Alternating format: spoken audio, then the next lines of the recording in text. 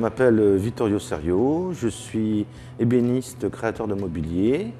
J'ai créé mon entreprise en 1983. Je voue mon existence à la réalisation de pièces uniques, de factures d'ébénisterie classiques, mais avec un regard complètement contemporain. Je préserve le savoir-faire du Faubourg Saint-Antoine dans sa technicité, son savoir-faire, les queues d'aron, les mortaises, les tenons, toute une exécution rigoureuse, les intérieurs en chêne.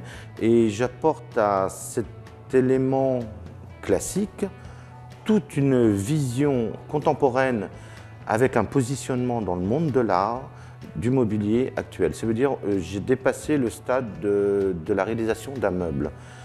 Je suis à la recherche de l'épanouissement de l'ébénisterie tel qu'on le faisait au XVIIIe quand il y avait les créateurs. Je suis devenu donc président des Artisans de Paris et j'ai créé et fondé la Biennale de la création des arts décoratifs. J'ai pris le poste de premier vice-président des Ateliers d'Art de France et je me bats activement aujourd'hui pour avoir un statut unique métier d'art. La complexité des meubles Serio vient du fait de la recherche des matières. J'ai deux types de créations. Ça veut dire j'ai les créations conceptuelles. Donc ça peut être des matériaux complètement fous. Ça peut être des plaques d'isolateurs électriques, des plaques de circuits imprimés, des plumes de pan, de l'ébène, des bois de boue. Je n'ai pas de limite.